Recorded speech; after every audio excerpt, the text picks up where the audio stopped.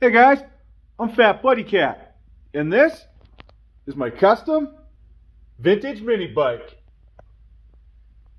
Today, we're going to set the motor and fabricate some bolt-on pegs. We're going to start with the torque converter setup, because this one is going to be the most difficult to fit.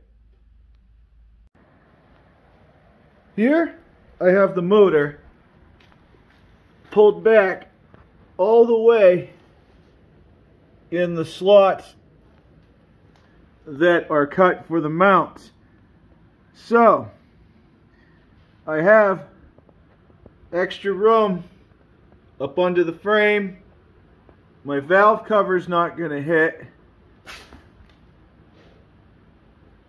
So I'm going to make some marks and extend my mounting holes.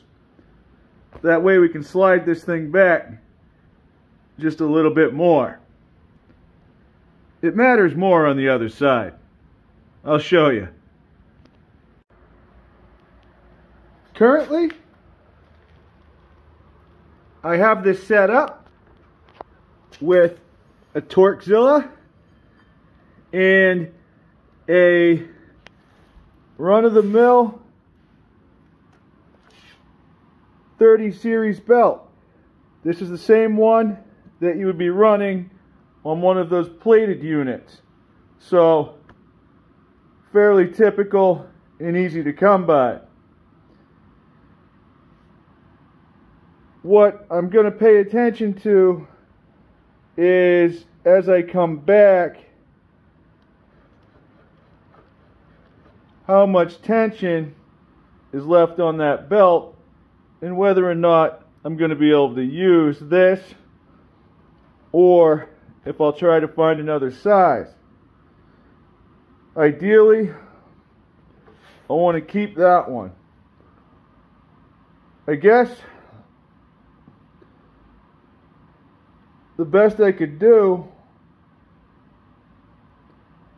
is make my marks, bring it back, and hope for the best. Right here,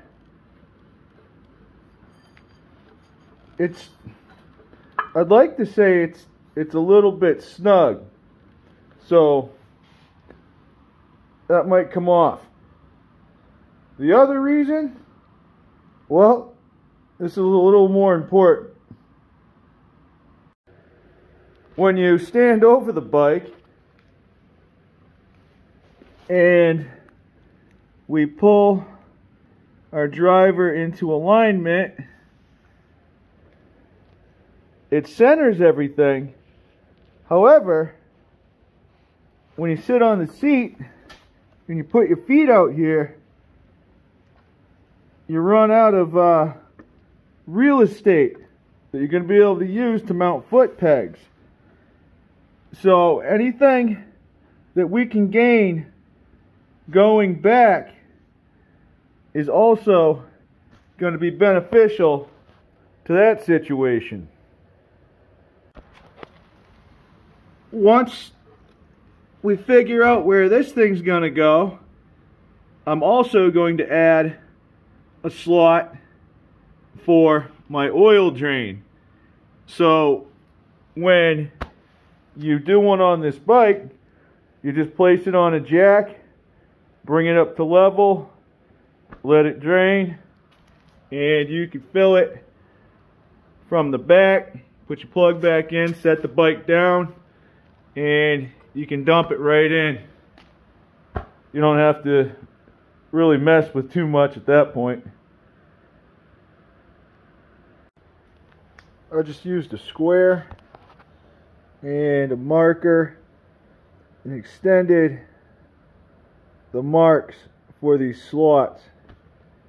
Now I'm going to take the motor and hold it where those slots are, and I'm going to see how far I can get back up towards the seat and over the pulley. There we go. Now we got those super slots. The way I achieved those was a Dremel micro cutoff wheel, and this is like, if I can get it in focus, a router style burr. So you hold it level and you can get right in on your edges. I didn't bother going round on the back. Just cut my tabs off. The next thing I'm going to have to do is get the motor on and temporarily bolt it down on a couple of these holes in position somewhere back here so I can figure out the slot for my oil dumper. With the motor installed and pulled all the way back, I can now decide where the absolute end of my oil drop is going to be. I'll mark that out, and then the slot will go that way, so that when I do maintenance on the motor, whether it's up here under the valve cover, doing an oil drop or something else, I can slide the motor way forward and access those things easier. Now, we got an oil dumper. I'm going to take a file and just clean all my cuts up. At this point, I'm fairly confident in what I have for usable real estate for my peg locations. The stock pegs on these Fox mini bikes were just kind of welded to the side of the chassis. I had a square tube that went across, you know, and came out in regular old school foot peg nature. However, A, they're square, I didn't like it. B, the metal was too thin, and I was just asking for trouble. In using a solid foot peg design, you're kind of asking for trouble anyway, because if the bike goes over, it's gonna bend, and you know, depending how you have it welded to the frame, like I have my custom doodlebug done, then you could end up causing more damage elsewhere. So, on this mini bike, I'm going to try to make them bolt on. Here is what I came up with. This is the plate that's going to bolt onto the chassis. These two holes line up with the ends of my slots. All of the other holes are going to be for my welds. They're going to hold this section of what is currently 2 foot long, 1 inch tubing. So when it's all welded on, it'll be one unit. I think I'm going to set it up so that it has bolts that are welded in as studs. It'll just come over here. You'll line it up with the slots, and then we'll have lock washers and nuts from the bottom. this is just a couple random bolts that I found, but you kind of get the idea. I'll put those on, and I'll probably get something a grade 8 with a regular head on it so it sits flush to my steel. And I'll put the bar down, make sure everything's straight, and I'll tack those bolts in place. That way, all we're worried about is the nuts from the bottom. Good morning, guys. I went ahead and took some of my painter's tape, and I'm just marking where my foot pegs have the same reveal on both sides. I would say it's centered on the plate, but it might not be. So all that's going to do is give me an idea as to where this is going to line up with this plate when I go outside and weld it. It's really cold out. It's warmer in here when I go out there. When you get condensation, chances are if I use some kind of marker, it's just going to come off anyway. So that's pretty much all I'm going to need to line this up. I'm going to try to find my 2 bolts before I do anything, because the way this thing sits, it's going to be pretty much right on top of them. So it would be nice to know what I'm working with, how they're going to sit flush, and get a general idea of how I'm going to approach welding those on. There we go. I found 2 bolts. These look to be about 3/8. They're big ones, grade 8s, and I could leave them loose and hold them with a wrench when I tighten them, but I'm not going to be able to get them back out.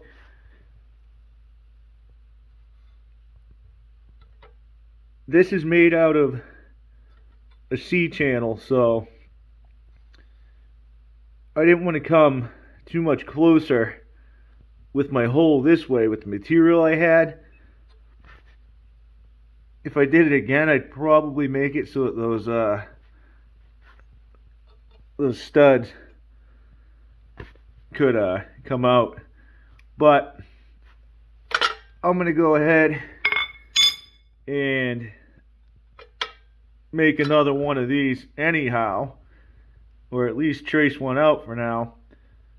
That way we have one for in the future. So if these get minged up at all, we already have the base, and then all we do is cut, a piece of pipe and then weld it to our base. Before I do that, I would trace another one, yada yada yada, revolving door. So I'll trace that and I'll get these welded together. Here's what I meant by tracing this out.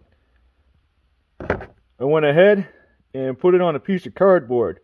I'll cut this out and I'm going to keep it, because not only is it a stencil, but it's also a bit of a reference card. It has notes on it for what I used, what it's used for. Those are my weld holes, and I marked my centers to come forward 1/8 of an inch. That way I can use drop-in bolts instead of the welded studs. When I commit to welding these bolts, I know I want them to be as flat as possible. I'm also going to square them off so that they look nice and neat for now. On the bottom, I added a couple washers and just wrapped those son of a guns in electrical tape. I don't know. My theory, if the electrical tape doesn't not conduct electricity and protect my rod from sticking to my threads if I get too close by accident, then it'll at least give them a fighting chance against some slag or something flying off somewhere else.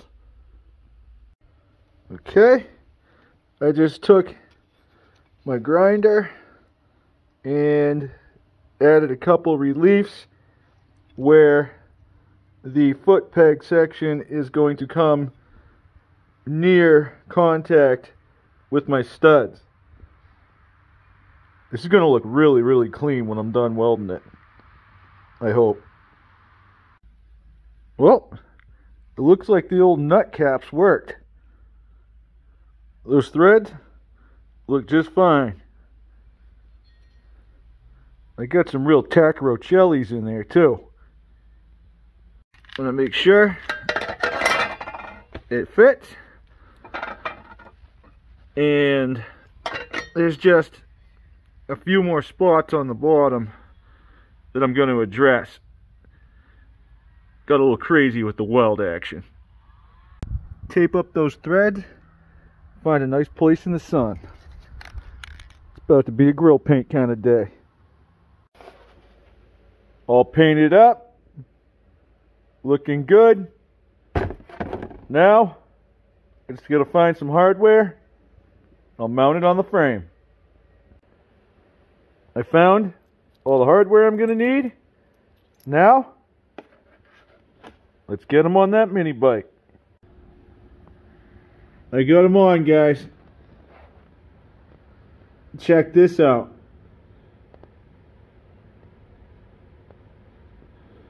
See how we have a stud on each side of the frame here,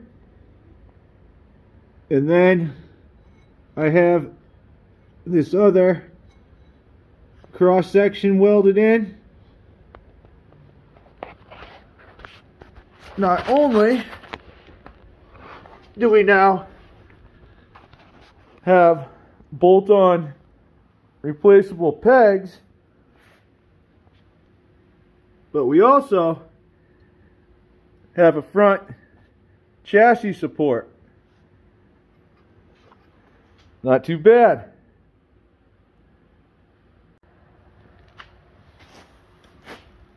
These are going to get cut off probably somewhere around there. I'm going to be finishing them off with these nice vintage covers. Once these are cut back and installed, they're not only going to give us some pretty awesome footing as well as de-footing, because, well, let's face it, when you're in the turns with this bike, you're probably going to want to get your foot off. And I don't want to get caught up in a peg. Well, the same thing goes for if you fall. This is a lot softer than steel, no matter how you look at it. Those pegs usually bend up this way, right? If you have the fancy style like this. Well, that doesn't help much when you fall this way. You see what I'm saying? Oof.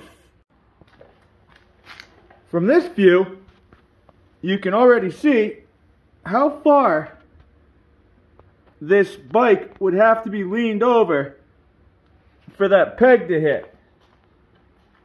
They're going to be a lot shorter. Well, maybe not a lot, but 2.5 inches, right? You see where we're ending up with our sprocket and our swing arm? Well, what else is hanging out there?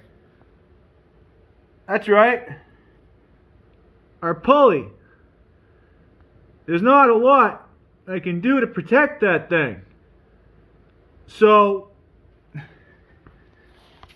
if I make another one of these brackets and then I just have some pipe ready to go, it's not going to take me long to get me back up and running if I bend these things up. And hopefully, if they do bend, it'll be somewhere up in here. We might even be able to take them off, heat it up, and bend it back out. Who knows? But at least it gives us something to protect the mechanical aspects of the bike. Same thing on the other side. If we tilt it over, boom. What's over here? Our brake, right?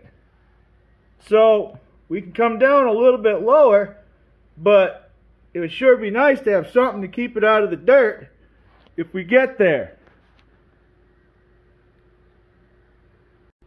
Here is a top view without the motor, but you can see our other goodies. When our feet are up, we should be able to get around everything.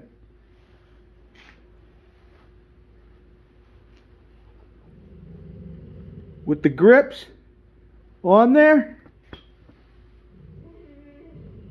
you know, we might only be somewhere around there, but we're already leaning pretty good. Remember how I mentioned those studs got awfully close to the edge of the material? Well, that's because I needed to burn off another ½ inch. That way I can make my minimum requirement for my belt. It's kind of frustrating, but it had to happen. So I made a little adjustment to my oil drain relief and buzz the end off. I'll use a file and just clean that up a little bit. Hit it with some of that midnight black double onyx and make a slight adjustment to the oil drain. I just have to come forward a little bit with all the bracing and such. If anything, we're taking a little weight out of this thing. So, is what it is. Live and learn, guys. Okay, before I put this down on the ground, let's take a look. I have the motor set where the belt fits perfectly. Our oil dump lines up. It's a little copious. You know, we had a little too much on my engine mount slots, but it'll work.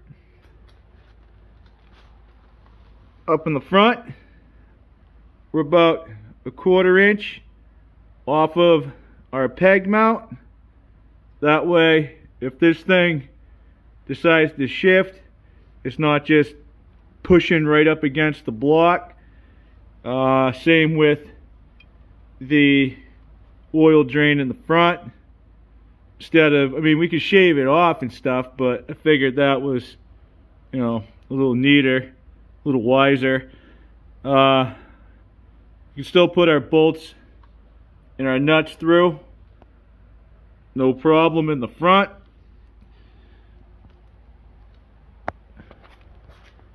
I guess the next thing is just put it on the ground and sit on it and see what kind of clearance we got.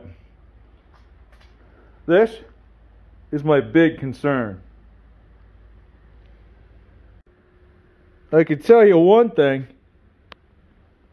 We're not going to be taking a whole heck of a lot off of this peg. On this side, if I put my foot on it, you can see the dirt. I could take, you know, 1.5 inches, 2 inches. No problem. That'll be sweet. over here, if we line the back plates up on the driver and the pulley, well, we're not left with a whole lot.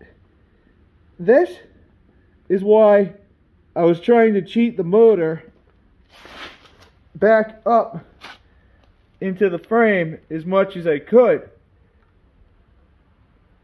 If I could find a shorter belt, that's going to happen. But as for right now, I think this is going to depend on those foot grips when they come in. Aesthetically, I think these look alright. Realistically, I gotta figure out this exhaust system. And I think that's exactly what we're gonna get after next. Because as always, it's a work in progress. Have a good night, guys. Thanks for watching. I'll catch you on the next one.